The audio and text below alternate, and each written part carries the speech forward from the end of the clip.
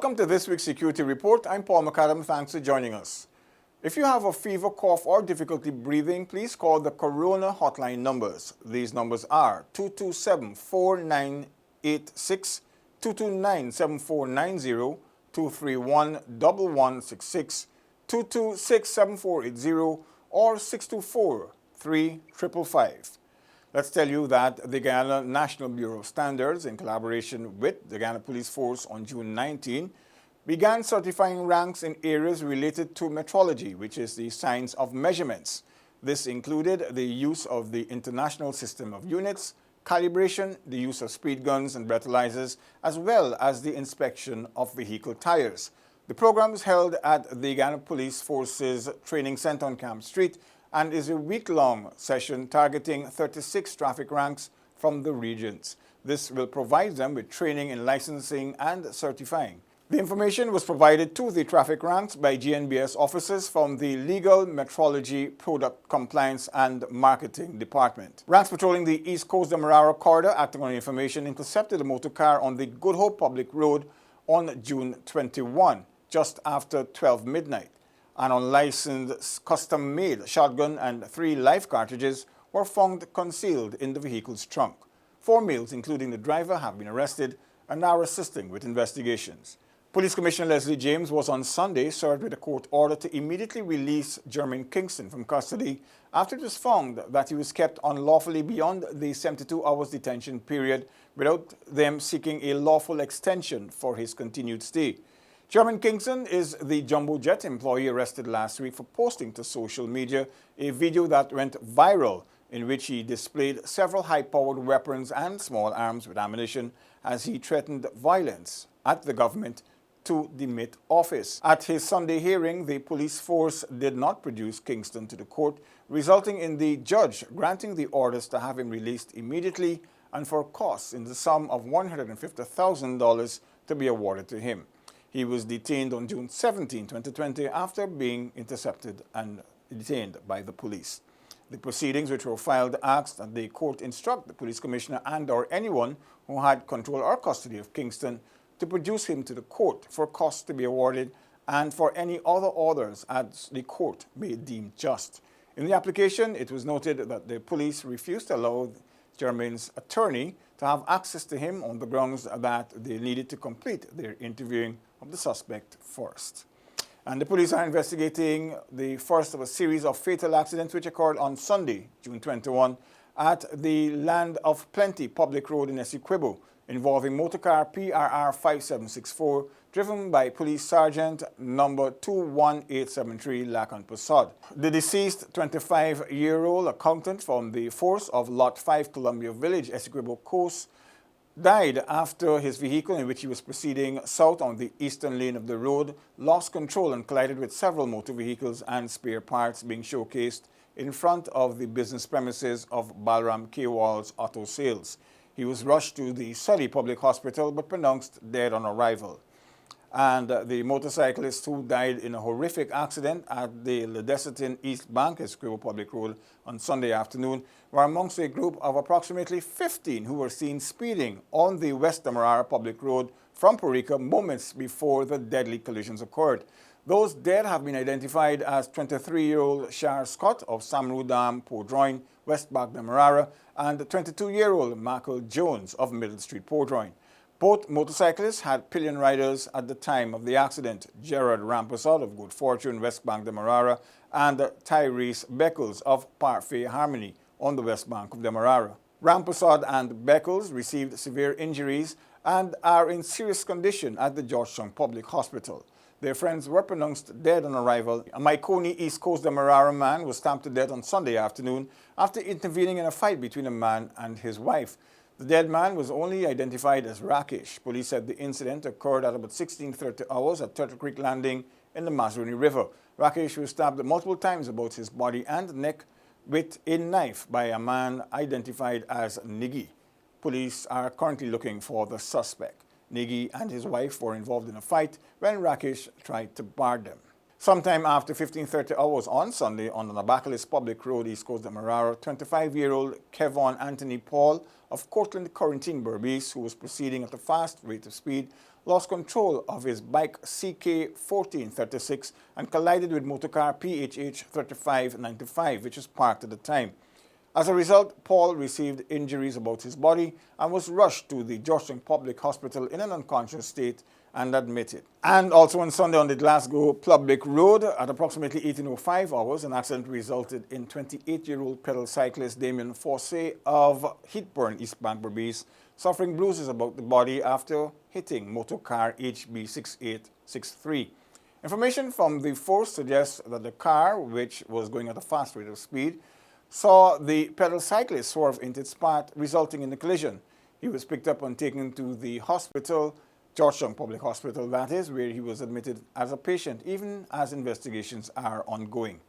And John De Silva called Martin, a 47-year-old farmer of Grant Stronghope, Pomeroon, and Kevin Fitz, Gordon, 36, of Jim Housing Scheme, were on June 22 sentenced to 2 years imprisonment. They were also fined $99.7 million each for trafficking cocaine aboard a vessel on the Pomeroon River. On July 17, 2017, the duo was nabbed whilst heading to Georgetown on the vessel, but when they saw the Coast Guard boat about to intercept them, they decided to turn around to try to flee. They were intercepted about 4 miles off the mouth of the Pomeroon River. The vessel was searched and the narcotics found on board. And police are investigating the death of a 2-year-old girl, Nandra Alban, who died after the canoe she was in capsized in the Kukui River, Kayuni-Mazruni region, on Tuesday, June 23. The child's father, a 36-year-old farmer of Philippi Village, Upper Mazruni, was with his wife and 5 others inside the canoe heading to their farm when the accident occurred at approximately 16:30 hours. Reports indicate that the parents tried to save the toddler but were unsuccessful. The others in the canoe subsequently swam to safety across the river.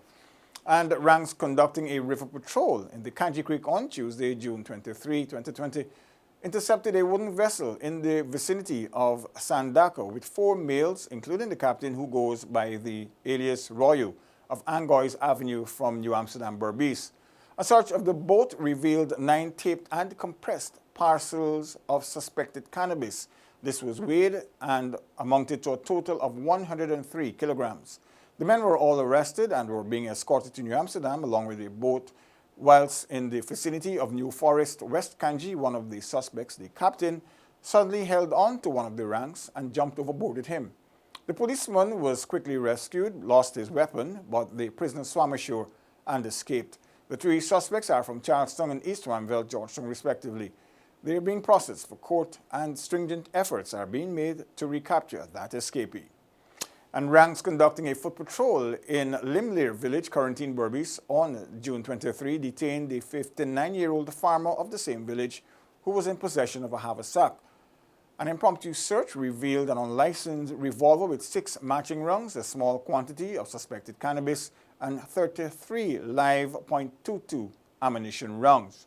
The farmer is in custody, assisting with investigations.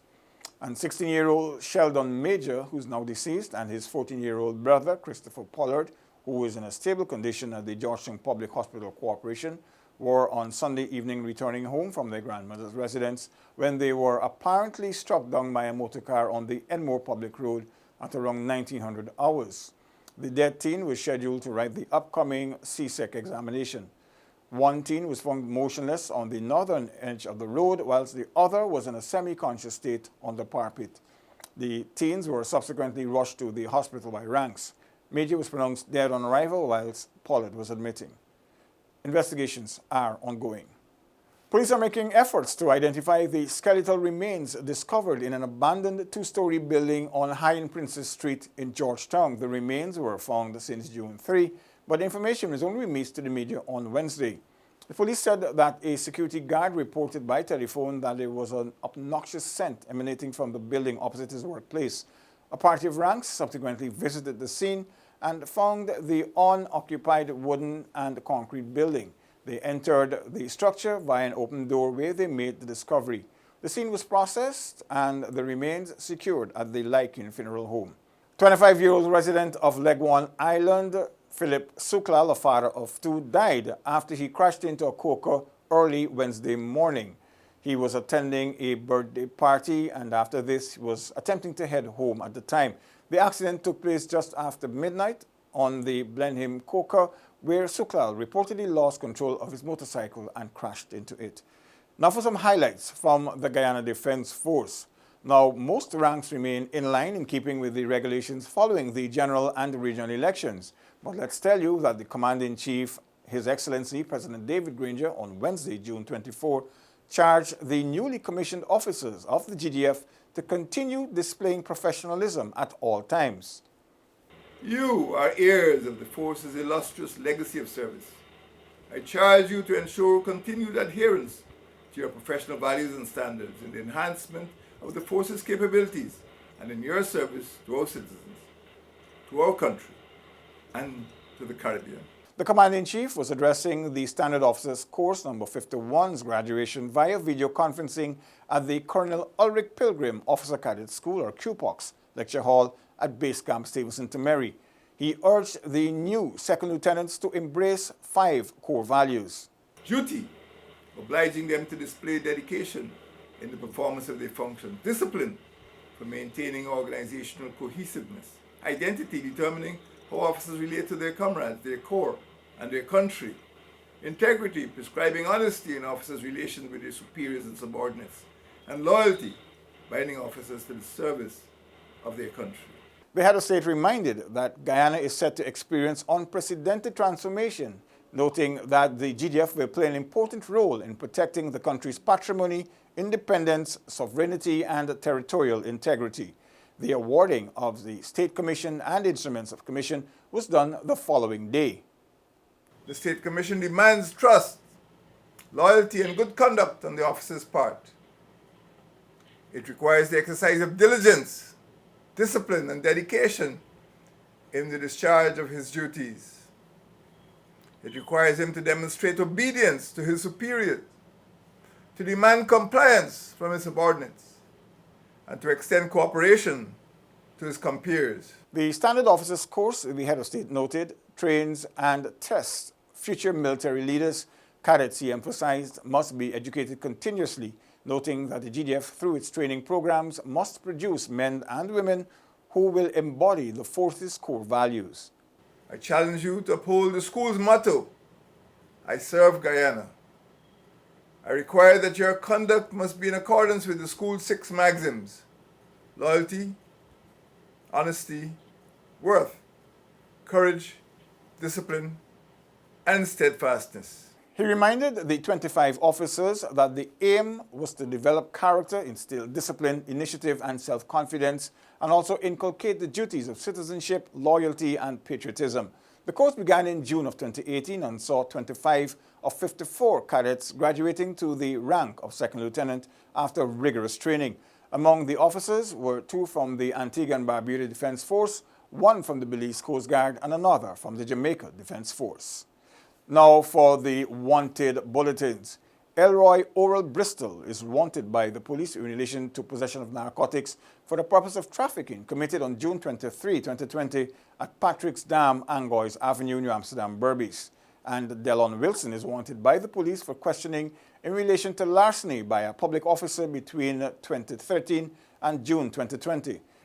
The force has also issued wanted bulletins for Marissa Ahmad. The 33-year-old, also known as Marissa Ali, is wanted in connection with simple larceny committed on Stanislaus McCoy. They said that the woman of Annandale, East Coast, Demerara, committed the offense on February 4, 2020 at the Ocean Spray Hotel in Stanley Place, KT, Georgetown. Last but not least, also wanted is 18-year-old Stephen Archibald. He's wanted in connection with the murder of 23-year-old Kyle Chase. Chase was stabbed to death on December 30, 2019 at Mazzaroni Street in Guyhawk Park. They list Archibald's last known address as Lot 136 Victoria Street, All Boys Town, Georgetown.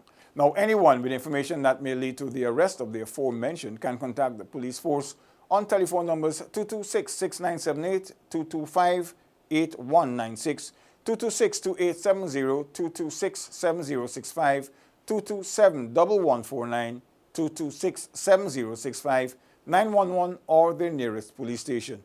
All information provided will be treated with the strictest confidence. That's it for this week's Security Report. Goodbye.